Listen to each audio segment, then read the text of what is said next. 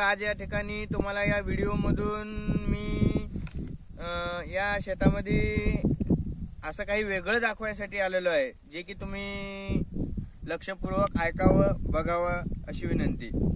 तर या ठिकाणी आपण पाहू शकता, हा आहे गव्हाचा प्लॉट। या गव्हाच्या प्लॉट मध्ये आपण सॉइल मल्टीप्लेअर म्हणून सनी हे प्रोडक्ट ऑर्गॅनिक, तर हे आपण या शेतकऱ्यांना दिलेलं होतं। तर या ठिकाणी या प्रोडक्ट दिल्यामुळे या शेतामध्ये या पिकामध्ये काय फरक झालाय आणि काय काय बदल झालाय हे तुम्हाला या व्हिडिओ मार्फत मी दाखवून देणार आहे।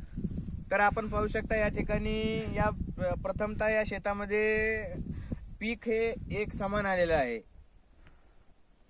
तुम्ही पूर्णतः प्लॉट मध्ये पाहू शकता, कुठेही एक समान हा पीक आलेला आहे मेन। आणि या पिकामध्ये काय फरक झालाय म्हटलं तर या पिकाच्या पानाची कळा अशी एकदम अशी हिरवी आहे। हे पाहू शकता आपण पानाची कळा कशी आहे। आणि याच्यामध्ये हे ठुशा, आता हे गव्हांच्या ठुशा आहेत, हा ठुशा बघा किती लांब आलेले आहेत आणि काय फरक आहे।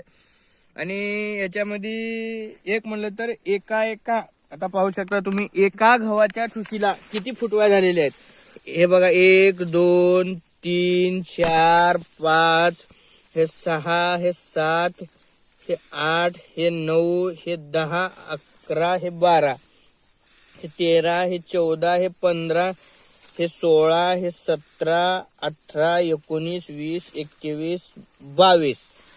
तर एका गव्हाच्या बियाला 22 फुटवे झालेले आहेत।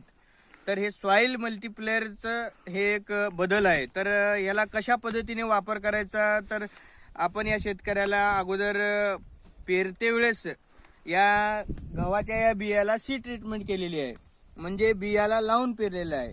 आणि नंतर याला 2 फवारण्या घेतलेल्या आहेत। 2 फवारण्यामध्ये काय काय वापरलेलं आहे म्हटलं तर मल्टीप्लेअर, नारायणअस्त्र, ऑल क्लिअर आणि स्प्रे प्लस असे हे 3 प्रोडक्ट या फवारणीमध्ये घेतलेले आहेत। तर या फवारणीमुळे काय बदल झाला म्हटलं तर जमिनीतही बदल झालेला आहे। आता आपण केमिकल वापरल्यामुळे आपली जमीन हार्ड झालेली आहे।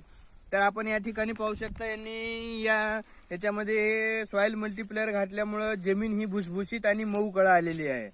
तर सांगण्याचा उद्देश असा आहे की आपणही केमिकल पासून हळूहळू ऑर्गॅनिक कडे जावं। ऑर्गॅनिक शेती केल्यामुळे आपल्याला उत्पन्नही वाढतं आणि आपली जमीनही चांगली व्यवस्थित पिकाऊ होते।